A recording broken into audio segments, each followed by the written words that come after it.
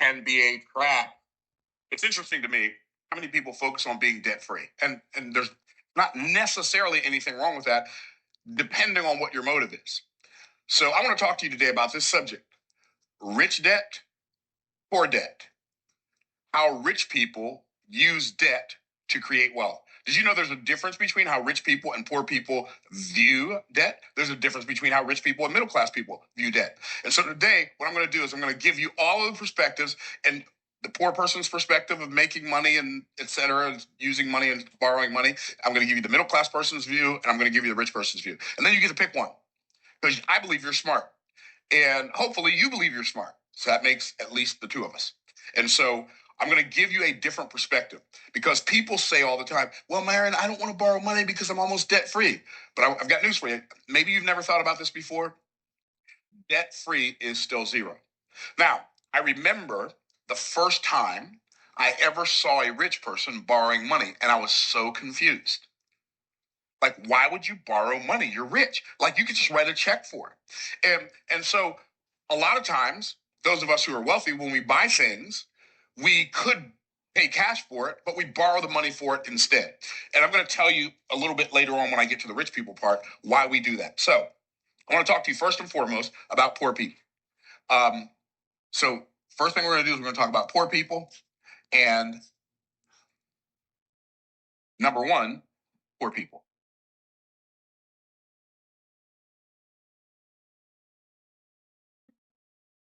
I'm down there.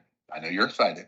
Okay. How poor people make money, how poor people spend money, and how and why poor people borrow money. So, how and why do poor people make money? How and why do poor people make money? How do poor people make money? Well, how? How do poor people make money? How? Well, they exchange time for money because they believe this lie that time is money. So, poor people make money by exchanging time for money. They'll say, I'll work for you for X amount of dollars value. And by the way, there are some middle class people who also exchange time for money. So we'll get to that in a minute.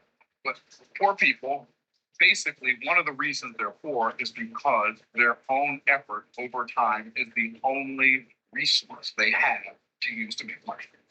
So if you think about wealth,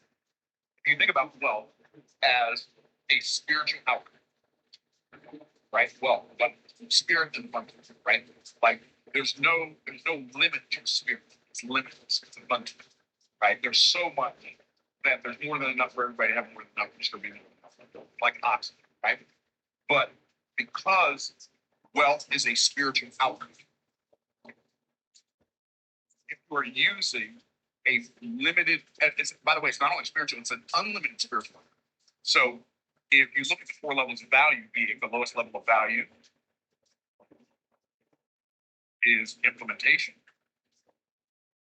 The resource that you use on that level is you use your muscles over time. And in fact, I'm going to do it this way: you use your muscles over time to create wealth. So, which means you're moving something, you're lifting something, you're carrying something, you're driving something, you're fixing something, you're building something. You are using your muscles over time. Implementation is the lowest level of value. And so muscles are a what? Physical or spiritual resource? With what? Physical. Muscles are physical. Time, limited or unlimited resource? Limited. So what you're doing is you're multiplying a physical resource times a limited resource and hoping for an unlimited spiritual outcome. This is why working for money, this is why this can never make you rich. Now, you can do this and get rich, but you won't get rich because you did that. Okay? You can do this as you are creating wealth, but you're not going to do this and get rich because you did this. So the lowest level of value, because wealth is the result of value creation, right? So the money that you make is the result of the value that you create for somebody other than yourself. I did a video a long time ago called Money is Not Wealth. And if you want to know more about that in detail, go watch the video. So money is not wealth. Well, if money is not wealth, what is wealth? Wealth is your ability to create value for someone other than yourself. The greater value that you create for the greater number of people that are not you, the more wealth you have. Because that's what wealth is. Wealth is your ability to create value for somebody other than yourself. So this is the lowest level of value. So if you multiply A limited resource times a physical resource, and then what you get is you get a limited outcome. Why? Because that's all it can produce. Everything reproduces after its own kind. And so poor people make money by selling their time. And then what do? Because oftentimes, at least this was the case when I was poor, oftentimes when you don't have enough money to do the things that you dream about, what you do is when you come home from working for money, is you anesthetize yourself by doing activities that don't have the ability to make your life better, like watching TV, like drinking a can of beer, like hanging out with your buddies at the bar, like joining a bowling league. There's nothing wrong with joining a bowling league. There's nothing wrong with in itself watching television, unless you're froze, right? Then the television is electronic income producing. So what happens is we attempt, we attempt to alleviate our pain by either drowning it in some substance or watching somebody else live a fake life vicariously on the electronic income. So what we could do instead with that discretionary time is we can have some discretion and do something during that time that's not going to be exchanging time for money. We can learn a new skill during our discretionary time. We could build some new relationships with some different people during our discretionary time, right? And so we could build a system with our discretionary time. So how poor people make money is by exchanging time for money. Why do poor people make money? Poor people make money for one reason. So if you look at my concept in Trash Man to Cash Man of the financial house, right? You've got your income window, right? Most people get their income from their job. This is the trade time for money. That's these people. So the income comes into the income window. Then you have your IPA window. And then down here you have your outgo window. And then up here you have your over here you have your WRL window. So IPA, what's that stand for? Income producing assets. Poor people don't have any income producing assets. That's why they're poor. They are their only asset. Wealth reducing liabilities. Well, they don't have good enough credit to have a lot of wealth reducing liabilities. They don't really have a lot of those either. Maybe a car, maybe they own their own house. But the primary purpose of a poor person making money is to pay bills. Do you like your job? What do people say? What do poor people say when you ask them, do you like your job? You gotta pay the bills. Think about it. That's what I used to say. You gotta pay the bills. So it doesn't matter if I like my job or not. You gotta pay the bills. So I don't do this work that I don't want to do because I gotta pay the bills.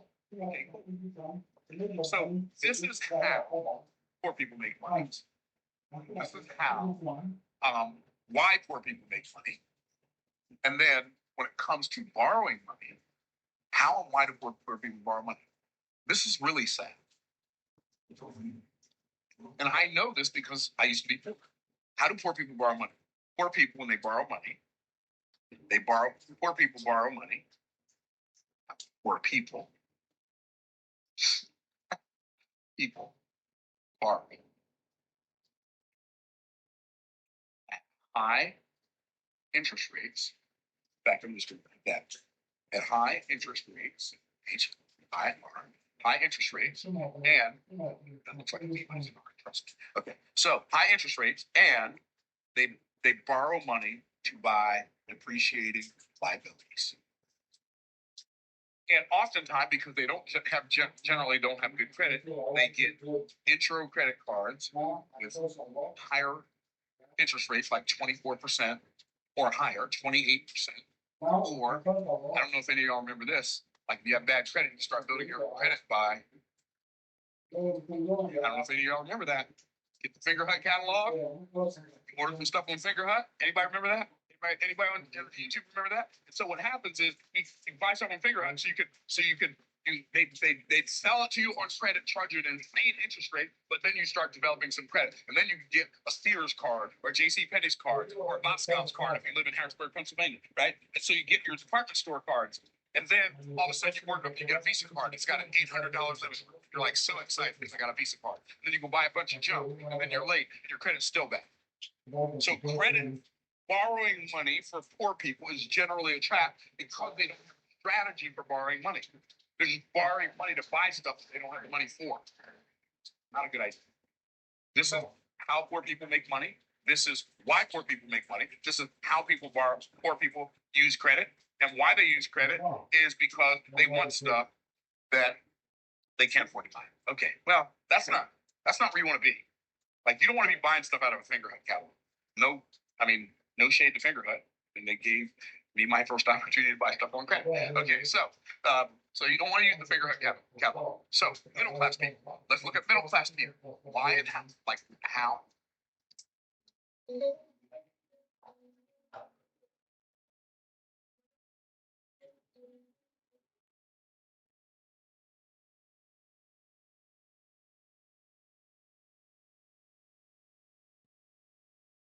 world is inside out. Hear that? Feed the team buys Riley's dreams.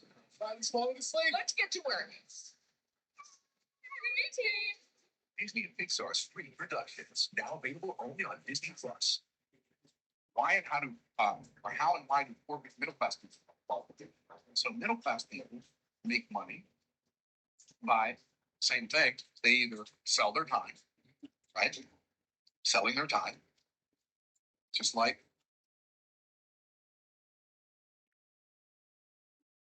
and they may have some investments, some small investments. Middle class people don't have a lot of investments, some small investments. They might invest in a little Airbnb, or they might invest in a couple of stocks, and they're saving towards retirement. The objective of making money for middle class people, financial house again, they got their income window from their job, right? And they have a very small IPA window. They got a couple of investments in there, and they have really good credit. They pay their bills on time, so then they can buy wealth-reducing liabilities that make them look rich. Because then at least people won't know that I don't have money. So I'm going to buy a more expensive car than I need, and I'm going to live in a more expensive neighborhood than I need to live in, and I'm going to buy designer clothes. I'm going to do all this on credit. And so what happens to middle class people, and then you have the outdoor window, is they borrow money to buy stuff, and they pay their bills. They accumulate a bunch of stuff that becomes worth less over time, and then that goes out the door in the form of bills. So poor middle class people are focused on building their credit to buy things. There's like, I use credit cards. I don't use debit cards. I'm going to get to that strategy in a minute. I'm going to show you, when I show you why, the reason rich people borrow money is very different than the reason poor people borrow money. Okay? So, um, so this is why. So this is why. This is how they make money. They sell their time, and they might even get a salary. Maybe they're not selling their time by the hour. They may have a salary, right? Now they make even less money than they make if they had if they were selling their time for money. And so then what happens is they do this so they can build up a lot of credit. They borrow a lot of money. Some of them still have college debt, so they might be a little bit more educated, but it's going to take them 20 years to pay off the college debt. And so they're working all this time for this magic time in the future called retirement. I don't even know. I'm not exaggerating. I'm saying it's I don't even know any rich people who desire to retire. Like, I'm 63 years old. Are you gonna retire in 2 years? Retire and do what? Right? What am I gonna do when I retire? Sit around and do nothing? Like, why is that inspiring to people? Like, why is that an aspiration? I want to get to a place where I don't have to work for money. Well, get to a place where you don't have to work for money, but like, don't wait to do that. You can stop working for money now and start working for other reasons now. Like, I'm 63 years old. Are you gonna retire in 2 years? Retire and do what? Like, what am I gonna do when I retire? Sit around and do nothing? Like, why is that inspiring to people? Like, why is that an aspiration? I want to get to a place where I don't have to work for money. Well, get to a place where you don't have to work for money, but like, don't wait to do that. You can stop working for money now and start working for other reasons now. Like, I work to build relationships. I work to build systems. I work to learn new skills. I don't work for money. The money is just a byproduct of creating a lot of value for other people. Okay, so poor people, middle class people, they borrow money, and then they pay their bills on time, but they don't ever really just pay off they don't, like, I'm not debt free, but I pay my credit cards off every month. I have no desire to be debt free. In fact, in 2025, I fully expect to accumulate hundreds of millions of dollars of debt. And I know that's like when I say that, that's like, what did you just say? Yeah, that's what I said for a whole bunch of reasons. Wait till I get to it. So that's middle class people. But let's get to the part that we've all been waiting for: rich people and debt. Why do rich people borrow money? Rich people, debt. Why do rich people borrow money? Well, first of all, before we do that, let's talk about how rich people make money. How do rich people make money? Well, we don't make money by selling our time, okay? And we may sell some of our time, but it's not what we do to create wealth. So how do rich people make money? Here's how we create money, and here's why we create money. How we create money is by creating value for others. Now, that may sound kind of esoteric, so I'm going to break it down to you. So, what do I mean when I say creating value for others? First of all, you can't create value for someone until what? You know what's valuable to someone. So the first thing I've got to do is I got to discover what's valuable to you. If I know what's valuable to you, then I've got at least got a chance of creating value for you, right? So, what creates value? Where do values come from? Like, where do your values come from? The people in this room, the people on this YouTube, watching me on YouTube right now, where do your values come from? There are 3 places values come from that come to mind, like top of mind. Are you ready? Number 1, values come from past perceived voids. Past perceived voids create present pursued values. Past perceived voids, what does that mean? That means something that you felt like was missing in your past. You desire that. That's valuable to you because you always desired it but never had it. So I remember when I was a kid, my good friend Stan, his brother Lonnie had a 68 Pontiac GTO. I love that car. I wanted to buy it from him. He wouldn't sell it to me. I love that car so much. I'm like, I want a 68 Pontiac GTO. It's a car I've always wanted. I know that sounds crazy. Like, why would you want a 68 Pontiac? Because you drive down the road, it does this thing, It's crazy, okay? That's how it feels when you're in the car. It's like a floaty boaty, right? And so I found one on Facebook Marketplace, 1968 Pontiac GTO convertible, and I bought it. Got my dream car. So exciting. Why? And I drive it. It's the worst driving car I have. But I still like driving it. I like to put the top down on a nice cool day and drive around and go to the golf course in it or drive to the restaurant in it or whatever. It's like, oh man, that car is so cool. But I already know it's cool. I knew it was cool before anybody told me. Why? Because it was a past perceived void for me. Y'all track it. So if somebody feels like something was missing in their past, if you figure out a way to create that and present it to them in the present, they will more than likely say yes. But you have to care enough about their past perceived voids instead of using them to fulfill your past perceived voids. You have to stop thinking about yourself long enough to create value for somebody other than yourself. Are y'all with me? Okay. So creating value for others. Past perceived voids is one place that value comes from. Where's another place value comes from? It comes from present perceived virtues. What does that mean? Things that people in the present perceive as good or virtuous, that's valuable. People who go to the gym, you know why they go to the gym and pay for a gym membership? Because they perceive fitness as value, as a virtue in the present. So therefore, a gym can sell them a membership. Like, I'm 63, and like, my cells don't regenerate as fast as they used to when I was 33. So when I injure myself, I go to my regenerative medicine doctor, and I might get like a $50,000 treatment. Well, why would you pay $50,000 and insurance doesn't cover it? Why would you buy a $50,000 treatment so that your shoulder stops hurting? Because not having pain is a present perceived virtue for me. Are y'all tracking? Okay, and so people will spend money for in the present things they value in the present.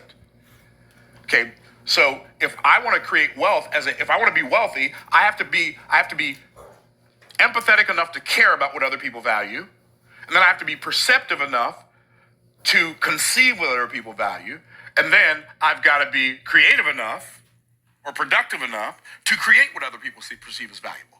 Are y'all tracking? And so what I do is I'm like, oh, they would like to have this result. I know how to get that result. I'll just show them how to get that result and let them pay me. Are y'all tracking? So wealthy people create value for others. That's the primary way we create value. If you think about like Elon Musk created the Tesla truck. Now I don't want an electric truck. I don't want an electric car, but millions of people do. So many people wanted a Tesla Cybertruck that Elon said, tell you what, you send me $100, I'll put your name on the waiting list. You can have your money back if you decide you don't want it, but you put your name, and millions of people send him $100. You get a million people to pay you $100, that's $100 million. If you get 10 million people to pay you $100, man, that's like $1 billion. That's probably enough to build a factory to build a bunch of Tesla trucks. Even if a bunch of people cancel, right? So he created something that people perceived as virtuous in the present, electric vehicles. And so, and because so many people believe that that's virtuous or good right now, made him the richest man in the world. Okay, so creating value for other people is how rich people create debt or create wealth, okay? Unless, of course, there's some kind of shady, underhanded, illegitimate criminal, and there are people like that too, but that's not who I'm talking to. You have no desire to be those kind of people, and if you did, I don't have the ability to teach it to you, so that's not who I'm talking to. Okay, so we create wealth, we create value for other people. Another way we create wealth is making our money work. What do you mean making our money work? So we invest money so money can work for us when we're not working. We build systems and invest in things that can make money for us when we're not working. See, poor people and middle class people can only make money when they're working. I can make money when I'm not working. Why? Because my money that I have invested never takes a coffee break, never goes on vacation, never takes time off, never gets sick. It just keeps on making money. How many of y'all tracking? Wave at me, my peeps. Okay, and so what we have to do is we have to figure out a way, how can I get my money working for me? Wade B. Cook, I got this phrase from him. The reason you have to have a job is because your money is unemployed. Get your money out of the unemployment line and make it work for you. You worked for it, make it work for you. Okay, so why do rich people make money? Well, that's how rich people make money. Why do we make money? Here's why we make money. The primary purpose, like when I'm building my financial house. So we have our income window, and our income comes from our creativity. We come up with these ideas, right? And that idea makes money. And then, so if we have I'm going to change that. We have our IPA window, our income producing asset window. This is our income window. And then we have our wealth reducing liabilities window. And then we have our outgo window. Okay. Poor people, when they get money, it comes down here and goes out there. Middle class people, when they get money, it comes down here and then goes through there and then goes out there. Rich people, when we get money, here's the first thing we do with it. Take that money and put it over there. Take that money and put it over here. When I first put that money over there, nothing happens. This is why, that's the number one reason I believe most people never get rich. Because when you first start, we don't put all of our money over there. I mean, when you first get started, some of your money will go down here and some of your money will go down here. But if you'll put some more money, then you get some more money, you put it over there. You put some more money over there. And eventually, one day, all of a sudden, this thing starts giving it back to you. And it says, oh, okay, you're going to do that, I'll do that. And then you keep doing this. And then the amount that this window gives you, this window starts getting bigger, and it starts getting bigger, and it starts putting more money back here. And eventually, this window gets so big that not only does it give you money, but it also pays all your bills, and it also pays off all your credit, all your debt. This is how rich people think. This is why we make money. We make money to feed our income-producing asset window, so our income-producing asset window can pay all of our bills and pay off all of our debts and provide us income. That's like, now, most people never think about this, right? But this is when it comes to money, this is all I think about. I mean, how can I make money to go buy something? I don't ever want to make money to buy something. That doesn't make any sense to me. If I want to buy something, I'll go come up with a new idea. I'll let that new idea make me some money, and I'll take some of this money and go buy some. But the primary objective of all the cash that comes in here, the primary objective is to put it over here so it keeps on, and this window starts kicking off so much cash that eventually this window becomes so big that it makes all of the other, that window, not that window, but this window and this window, they become nebulous. They don't matter. They're so insignificant. They're like less than a mosquito bite. That's why we make money. Now, why do rich people borrow money? Because that was confusing to me. I remember first time my friend, he grew up in a family where they had owned an oil field, and so the guy's rich. And he said, "Yeah, I'm borrowing money to do it." Like, you're borrowing money? What are you borrowing money for? You have money. Well, see, what rich people realize is the money that we are putting in our income producing asset window, this money that I'm putting in this window makes so much money, and it makes so much money that it doesn't make sense for me to take the money out of here to buy something. So I can either take money out of my income producing asset window to go buy something, or I can borrow money from a bank. So let's say I borrow the money from a bank, and let's say the interest rate is terrible. Let's say the interest rate, let's say I'm borrowing money to buy a car, and let's say I've got to pay 7%. That's a crazy interest rate for a car, right? 7%, but it's 7% simple interest. It's 7% per year. So let's say it's a $100,000 car, okay? So if I'm borrowing $100,000 to buy a car, right? And that $100,000, I'm paying $7,000 per year in interest. Well, the first year, because the last year, I'm also paying down the principal. So the next year, the amount I'm paying in interest is going to be a little less, and the year after that, it's going to be a little less, and the year after that, it's going to be a little less. But if I have $100,000 invested, so I not because of this, but I did some calculations just on the returns of my crypto investments in the last 2 months. By the way, if somebody reaches out to you from Instagram or YouTube or TikTok and they say they're me and they're selling you a crypto thing, it's not me. It's somebody pretending to be me. I don't reach out to people. I don't inbox people and offer them some stuff for sale. So don't get scammed by somebody who's imitating me. Okay, cool. Okay, so if I did some research, and here's what I figured out. Here's what I found out. My crypto investments in the last 2 months has made me about 6.5% per month. So if you multiply 6.5, okay, let's just go ahead and do that. And by the way, this is not simple interest. This is compound, but we're gonna treat it as simple. If you multiply 6.5, and I'm going to do it here because my phone's over there and I don't want to walk off camera. See a calculator. Yep, give me the calculator. So if I take 6.5 and I multiply it times 12, that's 78% that my crypto investments will make me this year. Which means if I take money out of my crypto account and $100,000 to pay for that car, instead of using the bank's money, instead of it costing me $7,000 in interest, it cost me a loss of 78%. So 78% of $100,000, it cost me $78,000 that I would have made. So I'm now $71,000 worse off because I used my money instead of the bank's money. You say, Myron, what are you saying? Here's what I'm saying. I'm going to put it in a simple sentence for you. Ready? Rich people borrow money because we can always use the bank's money cheaper than we can use our own. And that's why we don't focus on getting out of debt. So that's one reason we borrow money. One reason we borrow money is because we can use the bank's money cheaper than we can use our own. Another reason we borrow money is because when I borrow money, when I talk about borrowing money now I'm talking about a different kind of debt.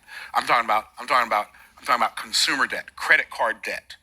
Why do rich people use credit cards when we have cash? Why would I use a credit card when I have cash. That doesn't make any sense. Why do we use credit cards? The reason we use credit cards is because credit cards have these things called points.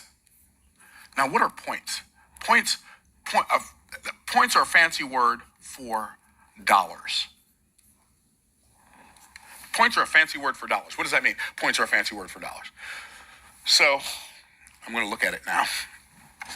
I know that in the last 30 days, so I paid my American Express card off last month. Okay, I paid it off last month, and the month before that, and the month before that, and the month before that. Oh, and the month before that. Okay, just want to make sure you understand. So I literally, right now, have a balance on my American Express card of $141,396.32 that I spent in the last 30 days on my American Express Business Platinum. But somebody say, well, why did you do that? And I'm going to pay it off. And it's due on the 22nd. I'm going to pay it off before the 22nd. You say, well, why would you borrow that much money? Here's why. Because they give me these things called points. And I use my points all the time. Right now, just on that card, I have 3,414,000 points. How much is that? $34,000. I can go on Amazon and buy $34,000 of whatever I need for my business, and it costs me zero because I use points instead of cash. You have a Marriott card. You put points on your Marriott card. You can go stay in a suite that would cost you $16,000 for free. Rich people, we borrow money because it makes us money. If I would have spent that same money, if I would have spent that $141,000 by writing checks or by putting it on a debit card, I would have earned no points. But if I earn 2.5 points, and I don't know if it's 2.5 points or whatever it is, it might be 1.75, depending on what. Let's just say I earn 1.75 points on $141,000. How much money did I make? And you're saying, but you didn't make it, Myron. Okay, I'm gonna let you believe that. Oh, by the way, I forgot to tell you. When I borrow that money on my American Express card and they charge me a fee, I get a tax deduction for that fee. And because everything that I bought on my American Express card is for my business, I get a tax deduction on the whole $141,000. Okay, you are tracking. But if I say, well, you know what, Myron? Let's take that $141,000. We'll just make it even $141,000 times 1.7%.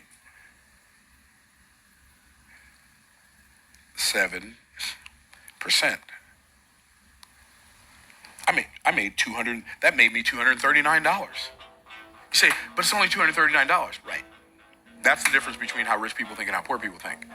So you think it's only $239. I think it's only another $239. Are y'all tracking? Now, the other reason we borrow money is sometimes we borrow money as income. What does that mean? You borrow money as income. If I own a real estate property, I can borrow against the equity of that property. I can use that equity as cash, and I pay zero tax on it. Say, but don't you have to pay it back? I do. But the tenants who rent the property pay off the debt. Wait, so you're telling me that you can borrow money, use it as tax-free income, and somebody else pays it off? Yes. And every time I borrow to buy real estate, I get appreciation. What does that mean? The property that you bought becomes worth more over time. Why? Because the money in your pocket becomes worth less over time. So the house that I bought in 2016 that I live in right now, that house that I bought in 2016 for $405,000, if I wanted to sell it right now, but I'm not really interested in selling assets, but if I wanted to sell it right now, I could sell it for over $1 million. Which means the money that I paid in mortgage payments over the last 2016, 8 years, I get that back and a whole bunch more if I wanted to sell it. But I don't want to sell it. Why? It's an asset. Why would I want to sell it? I can borrow against it. And I can use the money that I borrow against it as income. Oh, by the way, I didn't even tell you the best part. I can rent that house to my business. And I can use it as a podcast studio. and I can use it as a YouTube set. And I can build a YouTube channel, and the YouTube channel makes enough money to pay the rent to me, which I use to pay the mortgage, and it just becomes a cash machine. It becomes a perpetual cash machine. Are y'all seeing poor people are afraid of debt. Middle class people are used by debt. Rich people, we use debt to create wealth. So we borrow as income. We use debt as income. Borrow as income. It changes the game. But poor people are afraid to, but how much are the payments? Stop asking how much stuff costs and start asking how much is stuff worth. It'll change the game for you. Change the game for me. So borrows income. Okay. So I'm going to give you one last play. For those of you who have a house and you have a mortgage, I'm going to give you the play. Run this play. It's called, I did this in 2008, the first time. A HELOC. What's a HELOC? Home equity line of credit. This is the most important word in that whole thing. Line. It's not a loan. It's a line. What's the difference between a loan and a line? A loan is a one-way door. You can put money in it, but you can't take money out of it. Like you borrow the money. When you put money in to pay off that loan, you can't come back and say, hey, that money I paid you last week, I want some of it back. But if it's a line, you can put money in it and you can take money out of it. In fact, when you get a home equity line of credit, they give you this really cool thing called a what? A checkbook. Some of them will even give you a debit card against your equity in your house. You say, why would I do that? Because it makes sense. So here's what I would be willing to do. If I had equity in a home, let's say you've got $200,000 of equity in a home. The bank will give you a line of credit up to 80% of that $200,000 worth of equity. So they'll give you a home equity line of credit for $160,000. Okay. If you have that much, if you have let's say you only owe $100,000 on the house. You owe $100,000. They'll loan you $160,000, 80% of the value. So now what you do is you take the home equity line of credit, which is you get the whole $160,000. You pay off the $100,000. So in fact, I'm going to draw it for you. So you got your house. The bank owns the house. You own $160,000 of the house. $160,000 of the house. The bank says, we will give you a line of credit for the part of the house you own. You say, okay, I'll take it. So you take the $160,000, and the first thing you do is you pay off the $100,000. So now how much do you have left? You have $60,000. And you paid off your mortgage, but you have access to $60,000. So now let's say you take home, I don't know what people make, but let's just say you make $5,000 per month. If you make $5,000 a month and you take the $5,000 a month that you make as income and you pay down, you put it into your home equity line of credit. So now you pay that $5,000 in. So now some of it went to interest. So let's just say now you owe $156,000. Let's say $1,000 that went to interest, right? So you owe $156,000. Okay. So $156,000 is what you owe. But now you have bills, but you took your whole paycheck for that month and you put it into your home equity line of credit. Let's say your bills are $3,000. Okay. So you take $3,000 and you pay your bills. So now that takes us back up to $159,000, right? But then the next month you pay the $5,000 in again, and it takes it down to $156,000. Actually, it'd be less than that because you'd have some principal. Let's say $154,000. And then you just keep on doing this. And what happens is, because you paid off this loan, this debt here, the money that you're borrowing, the money that you borrow out of your home equity line of credit to pay your bills every month, this $3,000 that you borrow every month, but every month you're also taking this $5,000 and you're paying down this equity. What happens is you end up paying off this mortgage. Instead of it taking you 10 more years to pay it off, it might take you 4 more years to pay it off. So you're using debt to eliminate, you're using a home equity line of credit to eliminate your debt. Now you want to take this to like the ultimate extreme? This is the ultimate extreme. You ready? When you buy your house,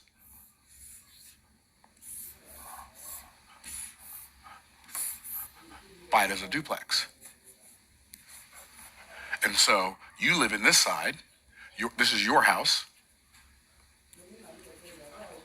This is your tenant's house. And then tenant pays the note, and that note pays off both properties. So you get to live here for free. And then when you borrow a home equity line of credit, now you don't even have a mortgage anymore. You just have electric bill, gas bill, insurance, etc.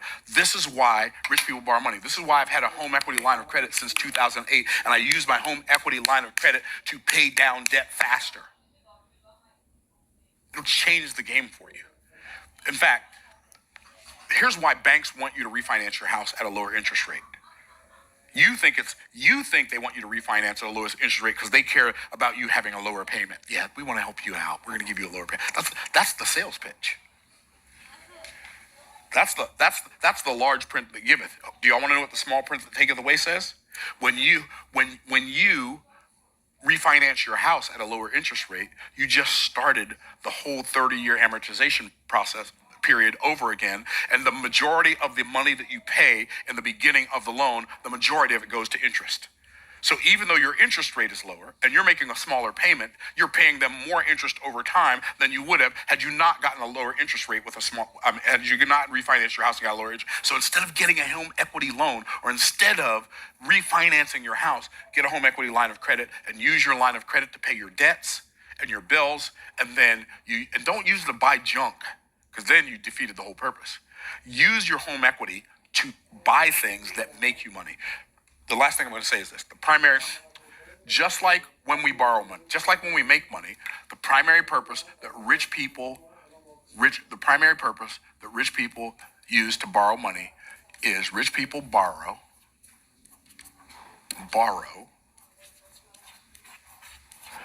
to make money. Why do rich people borrow to make money? To create wealth faster. When I bought this building in 2022, I could have written a check. I could have just wrote him a check. But why would I do that? Why would I take to pay off a building but I'm debt free? And when the bank said, we'll loan you money to pay for this building, you only have to pay us instead of paying the whole $625,000, why don't you just pay us however much I paid down? I think I paid $200-something down, and then pay us $5,000 a month. Okay. Well, our 2 YouTube channels that we produce out of this studio, this is what I mean when I say we use. So whether it be in your business or in your personal finance, if it's the financial house of your business or the financial house of your personal finances, the velocity of this window and the velocity of this window need to be faster than the velocity of this window and this window. Now, I've said this before, I'm going to say it again. Wealth is measured more in time than it is in money. Let me say it again, because some of y'all didn't get it. Wealth is measured more in time than it is in money. What does that mean, Myron? Well, if you make $1 million, are you rich? It depends. What does it depend on? How long it take you to make it? If you make $25,000 a year and you work for 40 years, you made $1 million. Are you rich? No, you're not rich. But you made $1 million. How come you're not rich? 'Cause it took you too long.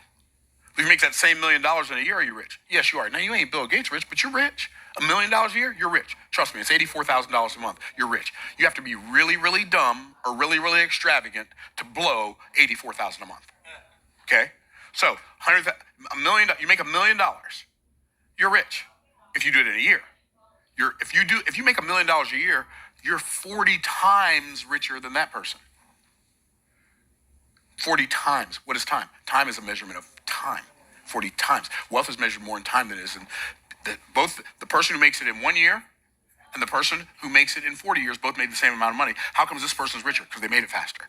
If you make $1 million a month, you're 12 times richer than this person and 480 times richer than that person. Not because you made more money, but because you made it faster. So if that's real, and I believe it is, then the secret to you creating wealth is not you making more money, it's you making money faster.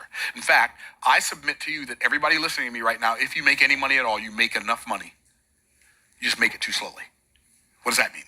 Well, see, you spend money all day, every day, right? Because right now you're spending money. I'm not spending money right now. If you live in Florida and you have an air conditioner in your house, the sun is out, it's hot out there, you're spending money because your air conditioner is running. And you have a refrigerator and that's running. And you might have a sprinkler system and that might be running. You spend money all day. Every time you flush a toilet, you spend some money. Money down the toilet. Okay. Every time you spend money, every time you flush a toilet, every time you open your refrigerator door, every time your air conditioner comes on, every time your heat comes on, every time you drive your car, you are spending money all day, every day, and you think it's okay for you to get paid once a month or once a week or once every 2 weeks. And you're not willing to do something to increase the velocity with which you get paid. That's why you're stuck. Because you're focused on making more instead of making the same amount faster. If you take your annual income, you start making that every month, you're 12 times richer. You take your monthly income, start making that every week, you're 4 times richer than you used to be. And so don't think so much about increasing the volume of your wealth creation. Think more about how do I increase the velocity of my wealth creation? Because if you increase the velocity of your wealth generation, the volume of your wealth creation over time will automatically get bigger. That changes the game for you. And this is what I mean when I say rich debt, poor debt. There's a difference between why rich people borrow money, why and how poor people, middle class, and rich people make money, spend money, and borrow money.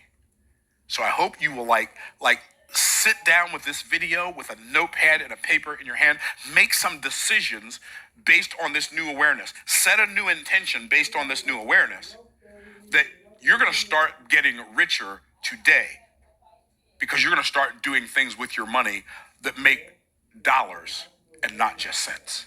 Thanks for watching. I appreciate y'all being here. Stay blessed by the best, and we'll see you in the next video.